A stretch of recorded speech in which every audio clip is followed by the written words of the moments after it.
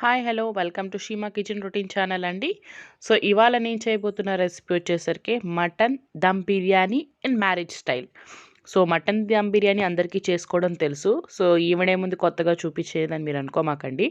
So నాకు తెలిసిన కొన్ని టిప్స్ మీకు చెప్తూ, సో మ్యారేజెస్లో వాళ్ళు ఎలాంటి టిప్స్ ఫాలో అవుతారు, రైస్ పాడైపోకుండా మటన్ని ఎలా వాళ్ళు చేసుకుంటారు, అంటే ప్రెషర్ కుక్కర్ యూస్ చేయకుండా ఎలా చేస్తారు, ఇవన్నీ మీకు చెప్తానండి. సో నార్మల్గా మటన్ దమ్ బిర్యానీ అంటే మీకు అందరూ మ్యాగ్నేట్ చేసి ప్రెషర్ కుక్కర్లో పెట్టుకొని చేసి అలా చూపించుండొచ్చు, ఉండొచ్చు, లేదా ఫస్ట్ మ్యాగ్నేట్ చేసుకొని పెట్టి చేయడం అలా చూపించుండొచ్చు. కానీ ఈ స్టైల్ ఇప్పటివరకు మీకు ఎవరు చూపించుండరు. సో ఇది వచ్చేసరికి పర్టికులర్గా మ్యారేజెస్లో ఎలా చేస్తారో అదే స్టైల్ నేను మీకు ఇంట్లో చేసి చూపిస్తున్నాను. మీరు ఒక్కసారి కన్నా ఈ స్టైల్ చూసినట్లయితే ఇంకెప్పుడు వేరే స్టైల్లో ప్రిపేర్ చేయరు. ఎందుకంటే ఎంత ఈజీగా అయిపోతుందంటే ఇది మటన్ బిర్యానీ అంత ఈజీగా అయిపోతుందన్నమాట. సో ప్రాసెస్లోకి వెళ్ళిపోదాము. సో నేను నార్మల్గా ఇది మ్యారేజెస్లో చేసే స్టైల్ని ప్రాసెస్ని ఫాలో అవుతూ ఇంట్లో చేస్తానన్నమాట. సో 1 కేజీకి మటన్కి నేను చూపిస్తున్నాను. మీరు కావాలనుకుంటే దాన్ని ఎంత క్వాంటిటీ పెంచితే దాని ద్వారా పెంచుతూ వెళ్ళండి. సో ఒక సినమిన్ స్టిక్ 4 to 5 క్లోవ్స్ వేసానండి. యాలుకలు, మీ దగ్గర స్టార్ పువ్వు ఉంటే స్టార్ పువ్వు, బిర్యానీ ఆకు ఇవన్నీ వేసేసుకోండి నార్మల్గా. సో నెక్స్ట్ వెంటనే ఏం వేయాలి, మటన్. ఇది నార్మల్గా కడిగి పెట్టుకున్న మటన్ అండి, ఇంకేం లేదు. వాటర్లో వాష్ చేసి కాసేపు వెనిగర్ వేసి నానబెట్టిన మటన్ అనమాట. సో వెనిగర్లో వేసి మటన్ క్లీన్ చేస్తే ఏంటంటే దాని మీద ఉన్న రెడ్డిష్ అంతా పోయి నీట్గా స్మెల్ లేకుండా ఉంటుంది. అందువల్ల సో కొంచెం సేపు ఒక 5 minutes వెనిగర్లో ఉంచి తీసి డైరెక్ట్గా దీంట్లో వేసేయడమే, ఇంకేం లేదు. నార్మల్గా అయితే మీరు 1/2 hour మ్యాగ్నేట్ చేయాలి, టైం ప్రాసెస్ పడుతుంది, ప్రెషర్ కుక్కర్లో వేయాలి, మళ్ళీ బిర్యానీ రైస్ వండుకోవాలి, ఇవన్నీ ఉంటుంది కదా. సో ఇదంతా ప్రాసెస్ అక్కలే, డైరెక్ట్గా ఇలాగ మటన్ వేసేయండి.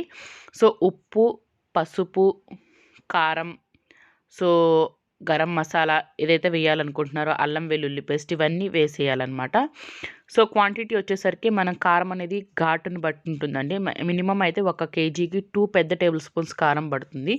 ఒక 1/2 టేబుల్ స్పూన్ పసుపు. గార్లిక్ పేస్ట్ వచ్చేసరికి 1 కేజీకి పెద్ద స్పూన్లో అయితే 4 టేబుల్ స్పూన్స్ గార్లిక్ పేస్ట్ పడుతుందండి. సో లేదనుకుంటే 100 grams అనుకోవాలి. జింజర్ గార్లిక్ పేస్ట్ రెండు కలిపింది 1 కేజీ మటన్కి మనకి 100 వేసుకోవాలి, 100 grams వేసుకోవాలి. సో రైస్ కూడా యాడ్ చేస్తాం బట్టి దానికి కూడా కలిపి 50 grams, మొత్తం 150 grams యాడ్ చేసుకుంటే సరిపోతుంది అనమాట 1 కేజీకి. దానికన్నా కొంచెం మసాలా తక్కువ తినాలనుకున్న వాళ్ళు 100 grams యాడ్ చేసుకున్నా సరిపోతుంది. సో ఈ ప్రాసెస్లో చేసుకుంటే మీకు మసాలా కూడా తక్కువ పడుతుంది. సో మీరు నార్మల్గా అయితే మ్యాగ్నేషన్కి వాడాలి, మళ్ళీ రైస్ కర్రీ చేయాలి కదా దానికి, అప్పుడు వాడతారు. సో ఇంత ప్రాసెస్ అవసరం లేదు, ఒకే ప్రాసెస్లో అయిపోతుంది. చూడండి నేను ఇక్కడ ఏం యాడ్ చేయలేదు, జస్ట్ గరం మసాలాస్ అన్నీ వేసేసి డైరెక్ట్గా ఆయిల్లో మటన్ వేసేసేసి స్పైసెస్ వరకు వేసేసి వాటర్ వేసి వదిలిపెట్టేస్తాను. సో ఇది ఎగ్జాక్ట్గా మ్యారేజ్లో చేసే స్టైల్ అండి. ఇప్పుడు నేను వేసింది జస్ట్ వెనిగర్ 1 టేబుల్ స్పూన్ వేసాను. ఎందుకంటే మటన్ కొన్నిసార్లు బాగా ఏమంటారంటే ముదురుగా వస్తుంది కదా, అప్పుడు బాగా త్వరగా ఉడకదనమాట. సో దానికోసమని ఇప్పుడు నేను వేసింది ఇది చికెన్ మసాలా పౌడర్ ఉంటుంది కదా, మటన్ మసాలా పౌడర్ కానీ ఏదైనా మీ దగ్గర ఏది ఉంటే అది వాడండి. సో బిర్యానీ మసాలా పౌడర్, ఇవన్నీ ఏ పౌడర్స్ వేయాల్సినవి ఉన్నాయో, ధనియాల పౌడర్ కానివ్వండి, ఇవి మొత్తం ఒకేసారి వేసేయాలి. సరే క్వాంటిటీ అయితే చెప్పట్లేదండి, ఎందుకంటే అందరూ ఎక్స్పర్ట్స్ బిర్యానీలు చేయడంలో, ఈరోజు ఎవరు తక్కువేం కాదు. కాకపోతే నేను ఈ యొక్క స్టైల్ మీకు పరిచయం చేయాలని చూపిస్తున్నాను అంతే. ఏంటంటే మ్యారేజెస్లో ఎలా చేసుకుంటారు, ఈజీగా అయిపోయే ప్రాసెస్, ఇది ఇంట్లో కూడా చేసుకుంటే చాలా ఈజీగా అనిపించింది, అందుకని మీతో కూడా షేర్ చేసుకుంటున్నాను. సో ఈ వాటర్ అనేది మీరు కొంచెం మటన్ మునగనట్టుగా ఉన్నట్లుగా వేసుకోండి సరిపోతుంది. ఇది ఎందుకంటే మనం ఏం క్వాంటిటీతో వేయమండి. సో మటన్ ఉడకాలనే పద్ధతిలో వేసుకుంటాం అనమాట. సో సరిపోకపోతే ఇంకా కొంచెం వాటర్ యాడ్ చేసుకోవచ్చు, లేదా ఒకవేళ వాటర్ ఎక్కువైనా కానీ దానికి ఎలా చేయాలో కూడా నేను చెప్తాను మీకు. సో నేను ఇక్కడ మటన్లో ఆల్రెడీ వాటర్ వేసేసాను. ఇక్కడేమో పక్కన రైస్కి వాటర్ పెట్టాను, దాంట్లో కొంచెం షాజీరా, యాలకులు, బిర్యానీ ఆకు అవి వేస్తున్నాను. గరం మసాలా వేయనండి నేను వాటర్లో, ఎందుకంటే కారం ఎక్కువ దిగుతుంది అట్లా గరం మసాలా వేసి మనం వేడి చేస్తే ఈ వాటర్లో, పిల్లలు తినలేరు.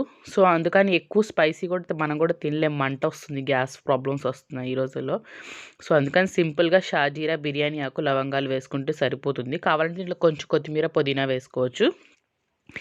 ఇది ఇంకో టిప్ అండి, చూడండి.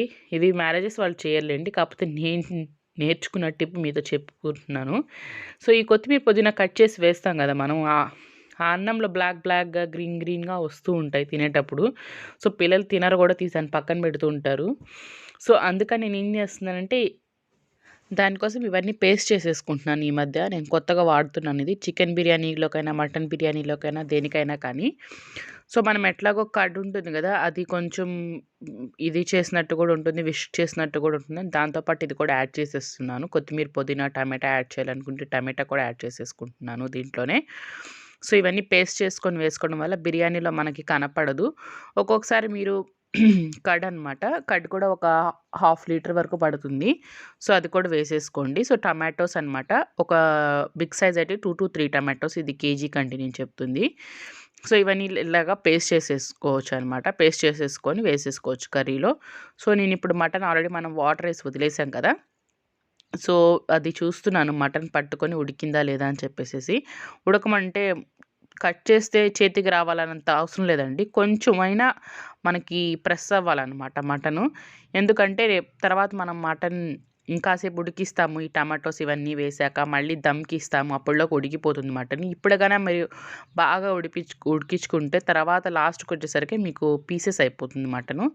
సో, ఒక 50% ఉడికిందా లేదా అని చూసుకోండి చాలు సరిపోతుంది.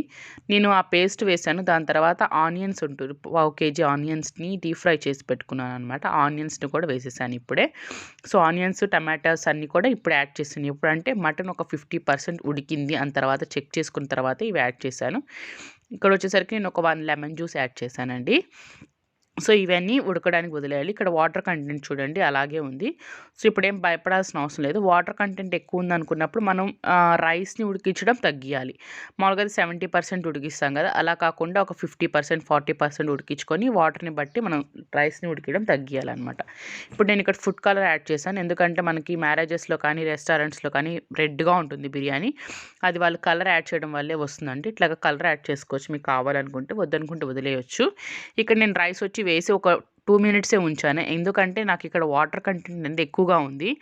సో, ఎప్పుడైనా కానీ మనం ఫస్ట్ లేయర్ వేసేటప్పుడు బిర్యానీ రైస్‌ని కొంచెం తక్కువగానే ఉడికిచ్చి వేసుకోవాలండి.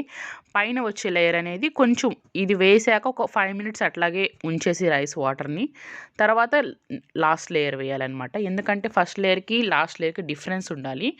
ఫస్ట్ లేయర్‌కి కింద బాగా వెట్ ఉంటుంది గదా! కర్రీ వెట్ ఉంటుంది గదా! అది వల్ల మనం 70% ఉడికిచ్చి వేస్తే కిందదంతా మనకి బాగా ఇదైపోతుంది అన్నము పీచు పీచుగా.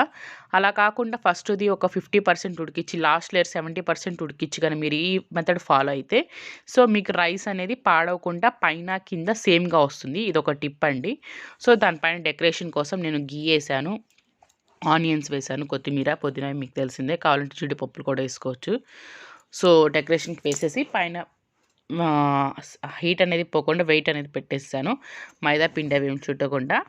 సో, ఇట్లాగ ఏదైనా మీ దగ్గర బాగా బరువున్నది పైన పెట్టేయండి సరిపోతుంది. ఇప్పుడు చూడండి నేను ఒక 40 మినిట్స్ అట్లాగే వదిలేసాను. తవ్వ మీద పెట్టాను డైరెక్ట్‌గా పెట్టకుండా.